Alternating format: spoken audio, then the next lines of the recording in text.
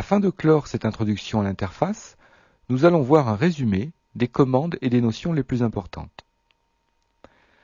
L'interface de Blender est divisée en aires qui contiennent chacune une fenêtre de travail.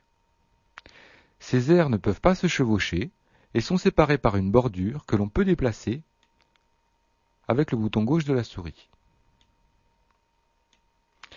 Un clic droit sur cette bordure fait apparaître un menu qui nous permet de scinder une aire ou de joindre deux aires.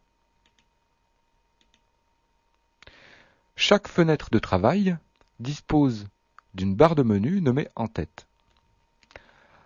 Situé à gauche de cette barre de menu se trouve un menu qui nous permet de changer de fenêtre de travail.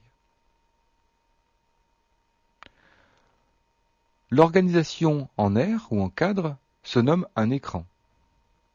Il est possible de créer une infinité d'écrans qui seront mémorisés dans le projet.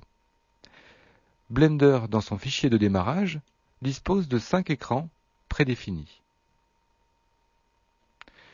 Les deux fenêtres les plus importantes sont la fenêtre 3D et la fenêtre des boutons d'édition.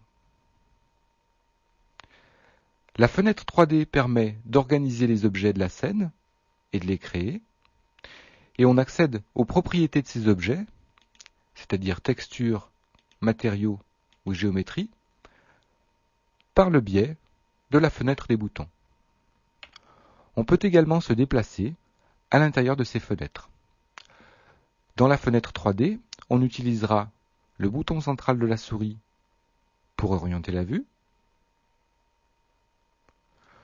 le raccourci CTRL bouton central pour zoomer dans la vue, et le raccourci SHIFT bouton central pour déplacer la vue. Dans les autres fenêtres, on utilisera donc aussi le bouton central de la souris pour déplacer le contenu de la fenêtre, ou le raccourci CTRL bouton central pour zoomer sur le contenu de la fenêtre.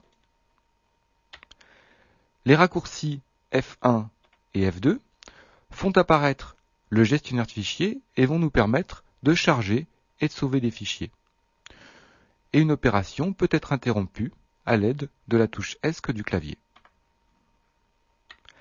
Les sélections s'effectuent par clic droit et le bouton gauche est utilisé pour les manipulations ou pour enclencher une fonction. Blender dispose de nombreux menus, mais la plupart sont accessibles par le biais de raccourcis clavier. Un des plus importants étant sans doute la barre d'espace, qui fait apparaître la boîte à outils, dite aussi Toolbox. On y retrouve les fonctions les plus importantes du logiciel. Blender fait donc un usage intensif des raccourcis clavier, et la règle d'or des utilisateurs, qui permet un usage rapide et intuitif du logiciel, est de toujours garder une main sur le clavier et une autre sur la souris. Et enfin, on quitte le logiciel en pressant la touche Q du clavier.